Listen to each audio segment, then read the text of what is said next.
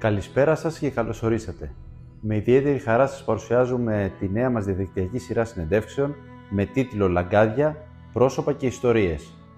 Μια πρωτοβουλία αφιερωμένη στους λαγκαδινούς πατριώτες που κουβαλούν μέσα τους τις μνήμες, τις παραδόσεις και την ψυχή του τόπου μας. Σκοπός μας είναι μέσα από αυτές τις προσωπικές αφηγήσεις να αναδείξουμε το ανθρώπινο πρόσωπο της ιστορίας, τις ρίζες, τις αξίες και τα βιώματα που ενώνουν γενιές και κρατούν ζωντανή τη λαγκαδινή ταυτότητα.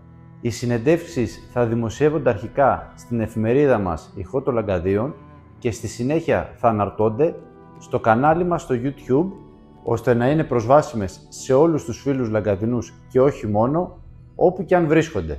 Ξεκινάμε αυτό το όμορφο ταξίδι με πρώτο μας προσκεκλημένο τον αγαπητό φίλο λαγκαδινό και φαρμακοποιό στο επάγγελμα Ηλία Κατσόγιαννη, που με προθυμία μοιράστηκε μαζί μας τις αναμνήσεις, τις σκέψεις και την αγάπη του για τα λαγκάδια.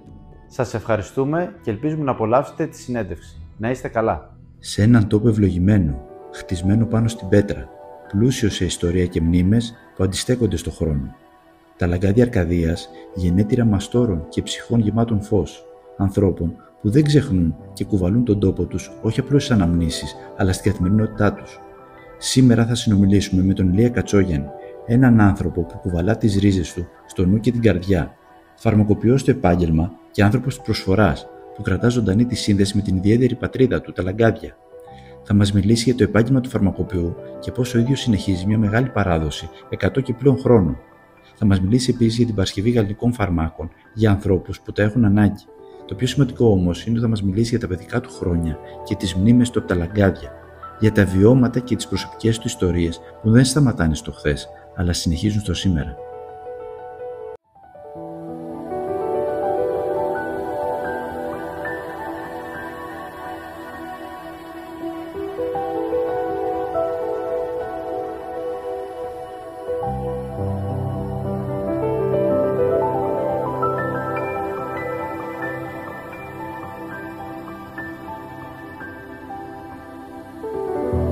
Ηλία, καλησπέρα. Ευχαριστούμε πάρα πολύ που είσαι σήμερα μαζί μας. Μας κάνεις ποδαρικό στην πρώτη μας συνέντευξη. Έχουμε να πούμε αρκετά πράγματα. Ευχαριστώ πάρα πολύ για την πρόσκληση. Είναι τεράστια τιμή για μένα και το γεγονός ότι βρίσκομαι εδώ για να δώσω μια συνέντευξη, αλλά και το γεγονός ότι μου δίνει την ευκαιρία να κάνω ποδαρικό σε αυτή τη διαδικασία. Το θεωρώ εξαιρετικά μεγάλη τιμή. Υπήρχε μια μεγάλη γκάμα από άλλα ονόματα λαγκαδινών επιφανών, τα οποία θα μπορούσατε να έχετε διαλέξει, και για μένα, επειδή το κομμάτι της πατρίδας μας στην οικογενειακή μας παράδοση είναι πολύ ψηλά, είναι εξαιρετικά μεγάλη χαρά και τιμή. Ευχαριστώ πάρα πολύ γι' αυτό, ειλικρινά. Να είσαι καλά, Ηλία. Θέλουμε, πριν ξεκινήσουμε τη συνέντευξη, να μας πεις λίγα λόγια για το ποιος είσαι, με τι ασχολείσαι, για να σε γνωρίσει και ο κόσμος που σε βλέπει και σε ακούει πρώτη φορά. Καταρχήν, νιώθω πάρα πολύ περίεργα στο γεγονός ότι θα αρχίσω να λέω ιστορίες. Τελικά γίναμε εμείς αυτοί οι θείοι που πηγαίναν στην νεολαία, ας πούμε, που μοιράζονται πράγματα που ζήσαν στο παρελθόν. Μου φαίνεται σχεδόν αδιανόητο, δεν μπορώ να καταλάβω πώς πέρασαν αυτά τα χρόνια. Λοιπόν, είμαι ο Ηλίας Κατσόγιαννης. Στα λαγκάδια μένουμε στο Μεσαίο Μαχαλά, αν μπορεί να πούμε ότι υπάρχει Μεσαίος Μαχαλάς. Είμαστε κάτω από την εκκλησία του Αγίου Νεκταρίου, η οποία είναι μια ιδιωτική εκκλησία της οικογένειάς μου. Εγώ προσωπικά έχω γεννηθεί στην Αθήνα, κοντεύω ισίως στα 50 έτη της ζωής μου. Είμαι φαρμακοποιός, αυτό προσδιορίζομαι επαγγελματικά και επιστημονικά ως κοινοτικός φαρμακοποιός. Είναι μια ευθεία μετάφραση της έννοιας του community pharmacist. Εδώ στην Ελλάδα το λέμε πολύ πιο απλά, ο φαρμακοποιός της γειτονιάς. Έχω περάσει μερικές από τις καλύτερες στιγμές της ζωής μου στα λαγκάδια ως παιδί, ως έφηβος, ως μετέφηβος, και προσπαθώ πλέον και ως ενήλικος να κρατήσω αυτή την αγάπη και να την μεταλαμπαδεύσω πλέον στη δικιά μου οικογένεια, στο δικό μου παιδί. Πολύ ωραία. Θέλουμε να μας πεις τι σε οδήγησε, για να πούμε έτσι λίγο τα επαγγελματικά, τι σε οδήγησε να ασχοληθείς με το επάγγελμα του φαρμακοποιού. Είμαι γόνος μιας οικογένειας με πολύ έντονη φαρμακευτική παράδοση. Θα ήθελα πάρα πολύ να ισχυριστώ ότι είναι τελείως αυτόνομη και αυτούσια η επιλογή μου να ασχοληθώ με τη φαρμακευτική, αλλά νομίζω ότι ήταν καλά γραμμένη στο DNA μου από μικρή ηλικία. Ο παππούς μου, ο Ηλίας ο Κατσόγιαννης, ήταν φαρμακοποιός στη Θεσσαλονίκη, ερωτικός μετανάστης. Παντρεύτηκε και έμεινε εκεί μόνιμα.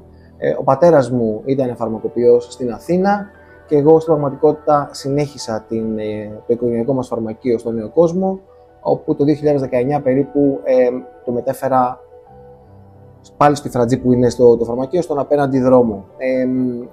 Παραδόξως, και το λέω παραδόξως γιατί η μετέπειτα πορεία μου με διαψεύδει πολύ πανηγυρικά, όταν έπρεπε να διαλέξω τι θα γίνω, ήξερα σίγουρα θέλω να ασχοληθώ με επαγγέλματα υγείας, γιατί όλο μου το περιβάλλον ασχολούταν με αυτό το πράγμα. Γιατροί, φαρμακοποιοί στο περιβάλλον, οπότε με είχαν επηρεάσει βαθιά. Και επέλεξα τη φαρμακευτική γιατί θεωρητικά μου μοιάζε ότι ήταν τα λιγότερα χρόνια σπουδών και με την ευκαιρία να ασχοληθώ με τον άνθρωπο, να υπηρετήσω τον άνθρωπο.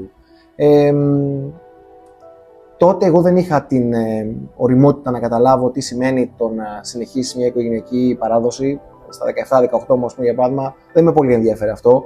Τώρα το βλέπω διαφορετικά. Τότε απλά ήθελα να κάνω κάτι το οποίο είχε σχέση με ανθρώπους, ανθρωπιστικό. Το φαρμακείο μου φαινόταν μια καλή ευκαιρία και η σχολή ήταν λιγότερη από την ιατρική, γιατί έλεγα μέσα μου, τι θα φτάσω εγώ, ξέρω εγώ 50 χρονών και θα σπουδάζω ακόμα. Κάπως έτσι πήγε. Κάπως έτσι πήγε, αλλά δεν πήγε πολύ καλά αυτό, γιατί τελικά κατέληξα να είμαι 50 χρονών και να σπουδάζω ακόμα. Αλλά από επιλογή. Διαβίου μάθηση που λέμε και εκπαίδευση. Ναι, διαβίου. Ναι. Καλό είναι αυτό, δεν είναι κακό. Εκτός από απλός φαρμακοποιός, μπορούμε να πούμε, εσύ έχεις και μια περαιτέρω ειδίκευση γιατί παρασκευάζεις και φάρμακα στην ουσία. Ναι. Πες μας λίγα λόγια για αυτά. Ένα κομμάτι του φαρμακείου σήμερα είναι και η παρασκευή φαρμάκων, συνήθως για κάποια περιστατικά τα οποία δεν μπορούν να καλυφθούν οι ανάγκες τους από τα φάρμακα που παράγονται από τη βιομηχανία. Η βιομηχανία, για να μπορέσει να παράξει ένα φάρμακο, χρειάζεται ως επιτοπλίστων να φτιάξει μεγάλες ποσότητες, να απευθύνεται σε μεγάλο πληθυσμό και να μπορέσει να φτιάξει ένα φάρμακο το οποίο θα έχει μεγάλο χρόνο ζωής, για να μπορέσει να μείνει στα ράφια για 2, 3, 4, 5 χρόνια. Όλοι οι ασθενείς όμως δεν είναι ίδιοι και κάποιοι από αυτούς έχουν κάποιες ειδικές ανάγκες, ειδικές απαιτήσεις για τη θεραπεία τους. Και εκεί έρχονται τα φαρμακεία, τα νοσοκομιακά και τα κοινοτικά φαρμακεία, τα οποία παρασκευάζουν μικρές παρτίδες από φάρμακα που είναι φτιαγμένα στην πραγματικότητα για να καλύψουν τις ανάγκες λίγων ανθρώπων που τα έχουν ανάγκη. Αυτό εμείς στο δικό μας το μετερίζει το λέμε παρασκευή γαλλινικών φαρμάκων, από το Γαλλινό που υποτίθεται ότι είναι ο πατέρας της φαρμακευτικής επιστήμης. Και αυτό έτρεχε στην οικογένεια. Είμαστε μια οικογένεια, όπως είπαμε, μεγάλη φαρμακευτική από γενιά σε γενιά. Οπότε και για μένα ήταν στην αρχή έτσι, κάτι που ήθελα πάρα πολύ να κάνω, να είμαι στο εργαστήριο μέσα και να παρασκευάζω φάρμακα. Και σταδιακά, με πολύ διάβασμα, με πολλή δουλειά, με αρκετές επενδύσεις, με πολύ χρόνο και ενέργεια που αφιέρωσα σε αυτό, κατάφερα να φτιάξω ένα από τα καλύτερα εργαστήρια στην ελληνική επικράτεια και να παρασκευάζουμε καθημερινά σημαντικά φάρμακα, τα οποία κάνουν τη διαφορά στη ζωή ορισμένων ανθρώπων. Έχω την τιμή και τη χαρά να μπορώ να πω ότι σήμερα υπάρχουν ζωντανά παιδιά, επειδή μπορούσαμε να τους παρασκευάσουμε τα φάρμακά τους μέσα στο εργαστήριό μας. Πολύ σημαντικό. Θέλω λίγο να μας πεις πώς βίωσες ως φαρμακοποιός στην περίοδο της πανδημίας. Σε βλέπαμε αρκετές φορές να ανεβάζεις βιντεάκια με χιλιάδες προβολές και αυτό βοήθησε και αρκετό κόσμο, μπορώ να σου πω. Πες μου λίγα λόγια γι' αυτό. Η περίοδος της πανδημίας ήταν για όλους μας κάτι πρωτόγνωρο. Ο καθένας μας λειτουργήσε με έναν τρόπο μοναδικό και ιδιαίτερο σε κάτι τελείως καινοφανές, καινούριο που δεν το είχαμε ξαναδεί. Στον πυρήνα αυτού που κάνουμε, όλοι οι επαγγελματίες υγείας και εγώ κατά κύριο λόγο, είναι ότι υπηρετούμε τους ανθρώπους. Άλλος τους υπηρετεί μέσα από τη χρήση των φαρμάκων, άλλος μέσα από τα χειρουργεία, άλλος με τις φυσιοθεραπείες, άλλος με την ψυχολογική υποστήριξη. Ο καθένας από εμάς τους επαγγελματίες υγείας, στο τέλος της ημέρας είναι ταγμένος στην υπηρεσία του ανθρώπου. Τον πρώτο καιρό λοιπόν, και επειδή εμείς ήμασταν από τα λίγα σημεία τα οποία έμειναν ανοιχτά παρά τις απαγορεύσεις, ήταν τα φαρμακεία, τα σούπερ μάρκετ, πολύ λίγα πράγματα, τα ιατρεία τα περισσότερα έκλεισαν, τα νοσοκομεία περιορίστηκε πάρα πολύ η είσοδός τους. Εισπράταμε καθημερινά την αγωνία των ανθρώπων που ερχόντουσαν στο φαρμακείο και ζητάγανε πληροφορίες, ζητάγανε πράγματα τα οποία εκείνη τη στιγμή είχαν σε έλλειψη. Το κύριο είναι ότι υπήρχε μια μεγάλη αβεβαιότητα. Συνέβη λοιπόν ένα περιστατικό εκείνη την εποχή, θυμάμαι, το οποίο είχε σχέση με κάποιον που μπήκε σε ένα φαρμακείο μέσα και έκανε μια ολόκληρη φασαρία στο φαρμακοποιό. Ουσιαστικά ανούσια φασαρία. Το έκανε για να δείξει στο Facebook ή οπουδήποτε το έδειχνε. Και ένα βράδυ που είχε γίνει αυτό, ή την ίδια μέρα ή την επόμενη, δεν θυμάμαι ακριβώς, καταβεβλημένος από την εργασία της ημέρας, πολύ κουρασμένος, απελπισμένος και εγώ στην ίδια βεβαιότητα, ένιωσα την ανάγκη να πιάσω το κινητό, να το στήσω απέναντι και να πω 5 πράγματα τα οποία ένιωθα εγώ εκείνη τη στιγμή πρωτίστως και σκεφτόμουν ότι πολύ πιθανόν κάποιους ανθρώπους να τους βοηθήσουν να καταλάβουν τι συμβαίνει γύρω μας. Και έτσι ξεκίνησε αυτή η ιστορία με τα βίντεο της πανδημίας. Δεν ήταν αυτός σκοπός τα βίντεο αυτά, δηλαδή δεν τα έκανα για να προβληθώ. Και γι' αυτό άλλωστε και όταν τελείωσε, ή τουλάχιστον εγώ ένιωσα ότι δεν υπήρχε πλέον ανάγκη για κάτι τέτοιο, σταμάτησα να τα κάνω. Και ένιωσα ότι δεν υπάρχει ανάγκη για να τα κάνω, πρωτίστως για ένα λόγο. Ο δικός μου στόχος ήταν πάντοτε να ενώνω τους ανθρώπους κάτω από αυτά που προσπαθούσα να πω και να τους κάνω να νιώθουν όμορφα. Από κάποιο σημείο και μετά υπήρξε τέτοια απόλωση και τέτοιος διχασμός ανάμεσα στους ανθρώπους, που ένιωθα ότι είμαι μέρος του προβλήματος και όχι μέρος της λύσης. Δηλαδή από κάτω, ας πούμε, για παράδειγμα, οι άνθρωποι τσακωνόντουσαν, βριζόντουσαν με άσχημο τρόπο. Αλλά εμένα τα βίντεο τα παίρνανε και τα ανεβάζανε. Υπάρχει στο DNA μας η ανθρωποφαγία γενικά και αυτό όλο στο DNA μας να δημιουργούμε καταστάσεις. Δηλαδή να βλέπουμε το καλό, βλέπουμε μόνο το κακό, έτσι. Είναι η ανθρώπινη κατάσταση αυτή. Έτσι είμαστε φτιαγμένοι. Όταν λειτουργούμε υπό μεγάλη πίεση για μεγάλο χρονικό διάστημα, σε κάποιους βγαίνει ο καλύτερος εαυτός, σε κάποιους βγαίνει ο χειρότερος εαυτός τους. Είναι αυτό που είναι. Σε κάθε περίπτωση, εγώ αυτό που προσπάθησα να κάνω στο χρονικό διάστημα εκείνο ήταν να προσφέρω όσες γνώσεις είχα πάνω στο αντικείμενο της δημόσιας υγείας, να εισπράξω τα μηνύματα που λάμβανα από τους ανθρώπους καθημερινά στο φαρμακείο και την αγωνία τους, και μέσα από αυτούς, αντί να δώσω απάντηση σε έναν άνθρωπο μόνο, να δώσω απάντηση σε 100, 200, 300, 500 όσους βλέπανε τα βίντεο μου. Και τουλάχιστον τυχαίνει καμιά φορά να τα βγάζει το Facebook έτσι και να τα ξαναβλέπω. Δεν τρέπομαι για κάτι από αυτά που είπα, δεν έχω μετανιώσει κάτι από αυτά που είπα. Νομίζω ότι αυτά που είπα είχαν μια αλήθεια και μια αξιοπρέπεια και είχαν κάποιες επιστημονικές γνώσεις, οι οποίες κάποιες από αυτές μπορεί να γέρασαν καλά, κάποιες άλλες λιγότερο καλά. Αλλά δεν ήταν δικιά μου ευθύνη. Η επιστήμη είναι στην πραγματικότητα αβεβαιότητα. Όλες οι επιστήμες. Οι επιστήμονες είναι άνθρωποι οι οποίοι έχουν μάθει να ζουν, να είναι εξοικειωμένοι με αυτή την αβεβαιότητα. Ο απλός κόσμος, αυτοί οι άνθρωποι οι οποίοι είναι έξω από τις παρυφές της επιστήμης, δεν είναι το ίδιο με εμάς. Και γι' αυτό θεωρώ ότι με βάση τα καλύτερα διαθέσιμα δεδομένα έκανα ό,τι καλύτερο μπορούσα για να βοηθήσω την κοινότητά μου, όσους δηλαδή ανθρώπους βρισκόντουσαν στη σφαίρα της επιρροής μου, να κάνουν τις καλύτερες δυνατές αποφάσεις, να πάρουν τις καλύτερες δυνατές αποφάσεις για την υγεία τους. Πολύ ωραία. Ποια είναι τα μεγαλύτερα προβλήματα και προκλήσεις που αντιμετωπίζετε για τη καθημερινότητά σας ως φαρμακοποιός στη μετά-COVID εποχή? Είναι πάρα πολλές οι προκλήσεις που έχουμε καθημερινά. Ζούμε σε μια χώρα που έχει πάρα πολλές ιδιαιτερότητες. Θα έλεγα ότι ακόμα δεν έχουμε ενσωματώσει το δίκτυο των φαρμακείων όπως θα έπρεπε στο κομμάτι της πρωτοβάθμιας φροντίδας υγείας. Και αυτό κάνει τη δουλειά μας δυσκολότερη και λιγότερο αποτελεσματική. Τώρα, στα καθημερινά, σε αυτό που λέμε στο μυρωδούλι και το μυροφάι, το μεγαλύτερο μας πρόβλημα είναι η έλλειψη φαρμάκων. Δηλαδή, αντιμετωπίζουμε καθημερινά, ξοδεύουμε πάρα πολύ χρόνο, όχι όμως μόνο εμείς στην Ελλάδα, σε όλη την Ευρωπαϊκή Ένωση υπάρχουν στοιχεία και δεδομένα ότι οι φαρμακοποιοί ξοδεύουν περίπου γύρω στις 8 με 9 ώρες την εβδομάδα αναζητώντας να βρουν ελλειπτικά φάρμακα.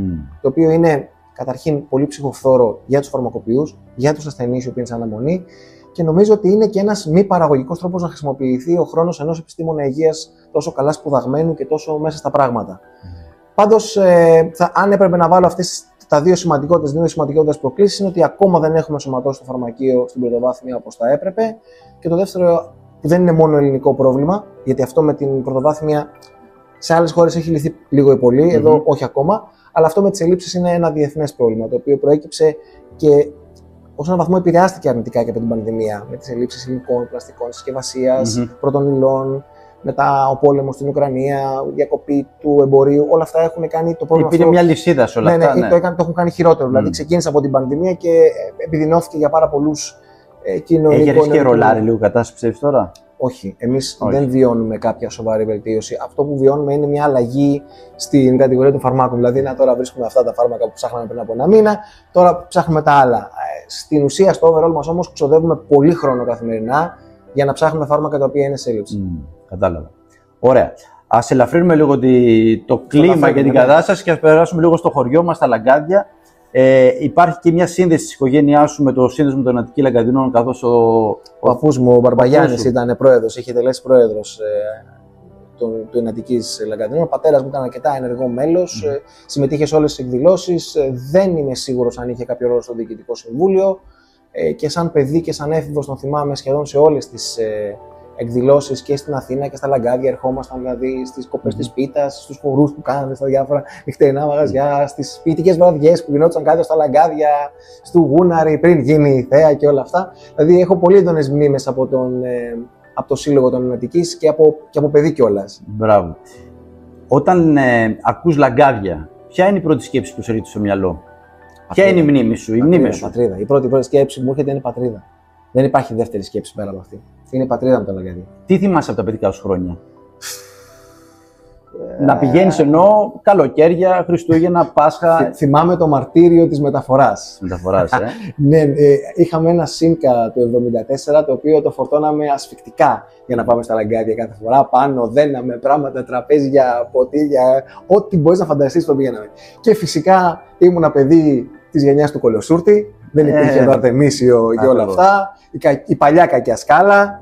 Το ταξίδι για τα Λαγκάδια ήταν 5 με 6 ώρες, θυμάμαι. Τόσο ήταν. Με διάλειμμα κιόλας. Διάλειμμα έξω από την Τρίπολη στα Σουβλάκια. Έξω από την Τρίπολη στα Σουβλάκια, ναι. Όταν τελείωνε ο Κολοσούρτης, ήταν έξω από την Τρίπολη, ήταν πριν, δεν θυμάμαι τώρα, το έχω λίγο θολό στο μυαλό μου. Έχω πάρα πολλά χρόνια να πάω από αυτόν τον δρόμο. Αλλά το αυτοκίνητο. Επειδή το 1974 διέθετε ένα τετρακάναλο κασετόφωνο το οποίο είχε χαλάσει, οπότε εγώ είχα πάντοτε ένα κασετόφωνο πίσω που το έβαζα πάνω στο αυτί μου, γιατί ήμασταν με ανοιχτά τα παράθυρα και είχε πάρα πολύ φασαρία για να το ακούσεις κανονικά, οπότε το κόλλαγα πάνω στο αυτί για να ακούω τη μουσική. Θυμάμαι ότι ξυπνάγαμε αξιμέρωτα, 4:30-5 η ώρα.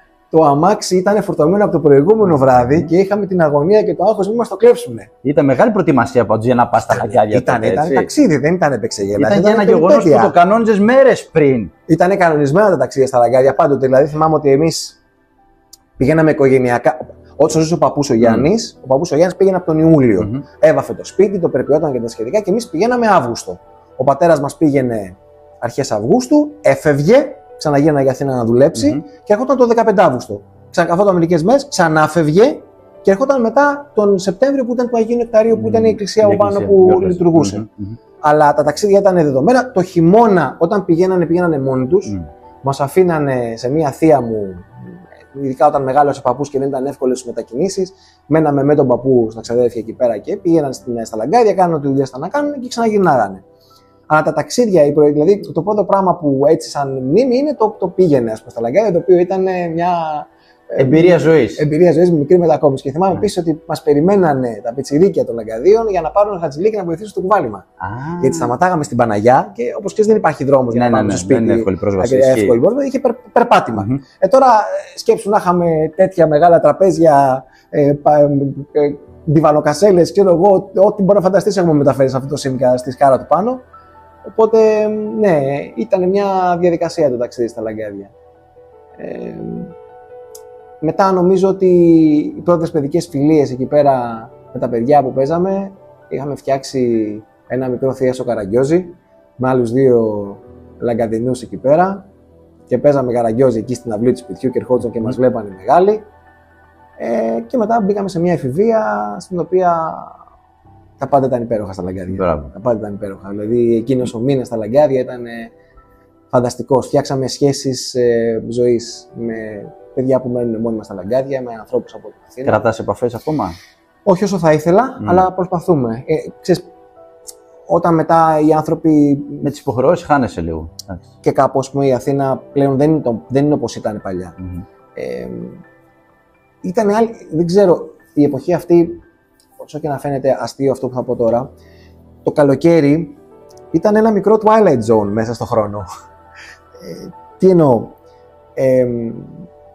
δεν είχαμε κινητά, τα τηλέφωνα τα σταθερά, ας πούμε, πάντοτε, ειδικά όταν θέλαμε να πάρουμε κάποιο κορίτσι, ήταν ένα θέμα, γιατί δεν το σήκωνε η μαμά ή ο μπαμπάς και ψιλοτρεπόμασταν τι θα πούμε και ποιος είσαι εσύ και τι κάνεις και τα σχετικά. Οπότε η επαφή μέσα στο χειμώνα, δεν πολύ βγαίναμε και μέσα στο χειμώνα μόνοι μας, δηλαδή μας είχαν λίγο πιο περιορισμένους οι γονείς μας. Αλλά όταν βρισκόμασταν το καλοκαίρι, ήταν λες και αυτοί οι 11 μήνες δεν είχαν περάσει. Δηλαδή το ξαναπιάναμε. Από εκεί που το είχατε αφήσει. Ακριβώς. Σε εκείνο το σημείο. Και κανείς στην πραγματικότητα δεν αναρωτιόταν τι έκανε άλλο στο χειμώνα. Ποτέ δεν ρωτάγαμε πώς πέρασε το χειμώνα, τι έκανε, τι έκανε κανείς. Κανείς δεν έβγαινε δικάρα γι' αυτό. Ήμασταν απλά, συνεχίζουμε το παιχνίδι μας, συνεχίζουμε τη βόλτα μας, συνεχίζουμε τους έρωτές μας, τις φιλίες μας. Σαν να μην έχει περάσει. Πολύ ωραία βιώματα. Ούτε οι 11 μήνες αυτοί ήταν. Για τα λαγκάδια, ας πούμε, ήταν σαν να μην είχαν υπάρξει για τους υπόλοιπους. Μετά μεγαλώνοντας, αρχίσαμε ως φοιτητές και ως πιο μεγάλοι, αρχίσαμε να βρισκόμαστε και στην Αθήνα, ήμασταν πιο ανεξάρτητοι. Άλλαξαν και οι εποχές, αποκτήσαμε και τα κινητά, πιο εύκολη επικοινωνία και τα αυτοκίνητά μας και εκείνα και τα άλλα. Αλλά και είναι και πιο εύκολη η πρόσβαση τώρα πλέον, έτσι. Τώρα ναι. Αλλά τότε, ας πούμε, ήταν.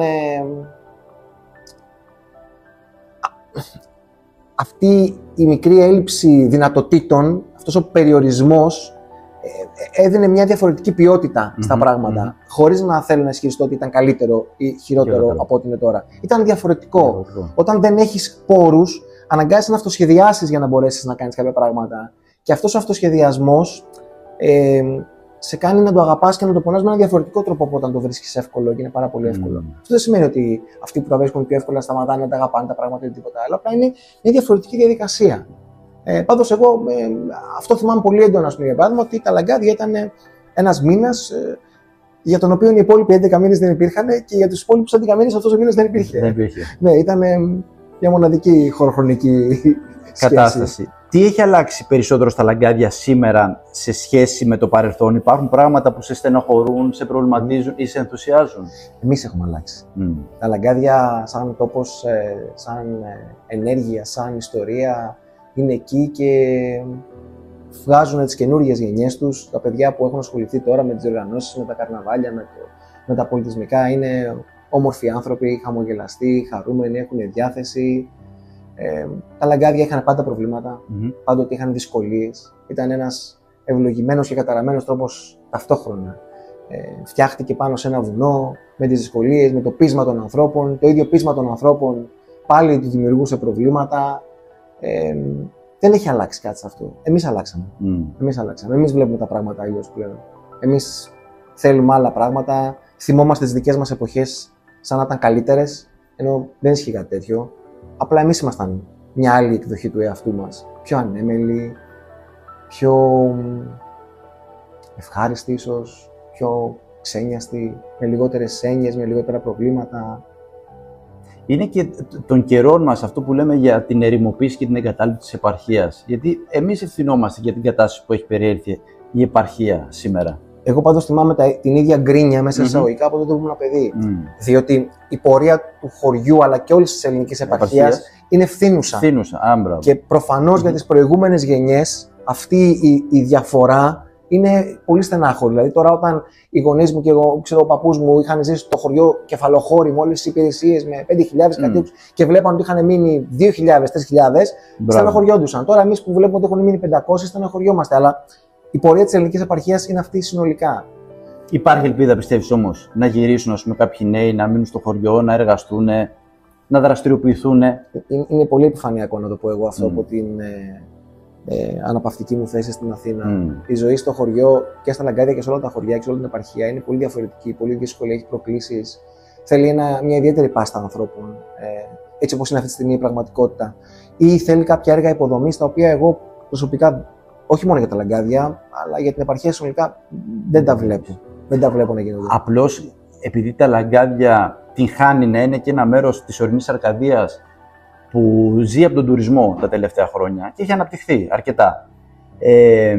Ίσως και αυτό είναι ένα κίνητρο να γυρίσουν κάποιοι, να δραστηριοποιηθούν με κάποια καταλύματα, με κάποια μαγαζιά. Γι' αυτό ρωτάω. Είναι πολύ, πολύ εύκολο να το πούμε εμείς αυτή τη στιγμή στη θεωρία και είναι πολύ διαφορετικό να το πούνε οι άνθρωποι οι οποίοι πραγματικά πρέπει να σηκώσουν τα μανίκια και να πάνε να κάνουν αυτή τη δουλειά. Εγώ, ας πούμε, από πολύ μικρός ονειρεύομαι για τον εαυτό μου, πιο μεγάλος, όταν πλέον έχω βάλει τα πράγματα στη ζωή μου σε κάποιο σειρά, ας πούμε, να επιστρέψω στο χωριό και να κάνω κάτι σε σχέση με την επιστήμη. Δηλαδή, θεωρώ ότι υπάρχουν χώροι που θα μπορούσαμε να εκμεταλλευτούμε για να φτιάξουμε ερευνητικό κέντρο. Και εγώ, ας πούμε, για παράδειγμα, είναι κάτι το οποίο το ονειρεύομαι από φοιτητής αυτό. Έβλεπα τις διάφορες εκτάσεις, βλέπω τη χλωρίδα και την πανίδα της περιοχής, τις θεραπευτικές ιδιότητες των φυτών και όλη αυτή τη φύση που υπάρχει εκεί γύρω και πάντοτε ονειρευόμουν ότι θα μπορούσε ένα κομμάτι μιας δημόσιας, δημοτικής ή οποιασδήποτε άλλης περιουσίας να την εκμεταλλευτούμε μαζί με κάποια κονδύλια τα οποία θα υπάρξουν από πανεπιστήμια ή από το εξωτερικό για να φτιαχτεί ένα πολύ ωραίο ερευνητικό κέντρο, να εκμεταλλευτούμε την ομορφιά και την ιδιαιτερότητα του τόπου μας, να προσελκύσουμε επιστήμονες από όλο τον κόσμο, να δημιουργήσουμε ένα πραγματικό ενδιαφέρον, το οποίο να έχει και τουρισμό βέβαια, αλλά να έχει και κάτι άλλο, να έχει την παραγωγή πρωτογενούς γνώσης. Είναι κάτι το οποίο το ονειρεύομαι πάρα πολλά χρόνια και όσο οδεύω προς την κατεύθυνση εκείνη, είναι κάτι που μου απασχολεί το μυαλό μου, πώς θα μπορούσε να γίνει. Το σκέφτομαι πιο συχνά. Είναι μια πολύ ωραία ιδέα. Τώρα, ας πούμε, θα μας ακούσουν αρκετοί στο χωριό και εκτός χωριού και η Δημοτική Αρχή και πολλοί άλλοι που μπορούμε να κάτσουμε να τη συζητήσουμε σε ένα πλαίσιο. Είναι ένα πολύ ενδιαφέρον και προκλητικό project, το οποίο εγώ, ας πούμε, για παράδειγμα, θα ήθελα πάρα πολύ να γίνει. Η πατρίδα μας, το χωριό μας ήταν πάντοτε ένα λίκνο πνευματικών ανθρώπων και ανθρώπων που έχουν δυνατότητες να παράξουν και να προσφέρουν πράγματα. Έχει μια πολύ όμορφη ενέργεια, έχει ένα πολύ ωραίο μια στρατηγική τοποθέτηση στην περιοχή. Έχει κτίρια τα οποία δεν χρησιμοποιούνται και τα οποία θα μπορούσαν να αποτελέσουν μια πολύ όμορφη βιβλιοθήκη, ένα ερευνητικό κέντρο, να γίνουν κάποια εργαστήρια. Υπάρχουν χώροι που θα μπορούσαν να φιλοξενήσουν τους επιστήμονες αυτούς, να γίνονται συνέδρια. Δηλαδή, υπάρχουν πράγματα τα οποία μπορεί να γίνουν, τα οποία θα δώσουν μια διαφορετική ποιότητα στο χωριό και πιθανόν να φέρουν και κάποια έσοδα και περισσότερο κόσμο. Είναι όμως πάλι μια συζήτηση πολύ ακαδημαϊκή, την οποία την κάνουμε πάλι καθισμένη σε δύο πολύ αναπαυτικές πολυθρόνες, όταν στην πραγματικότητα για να γίνουν αυτά πρέπει να σκόσουμε μανίκια και να βουτήξουμε τα χέρια μας. Και να τρέξουμε. Να βουτήξουμε τα χέρια μας βαθιά μέσα στο. Ισχύει. Ηλία, κλείνοντας τη συνέντευξή μας, θα ήθελα να μας πεις ένα μήνυμα, κάποιο μήνυμα από σένα προς όλους τους φίλους τους Λαγκαδινούς που μας ακούνε.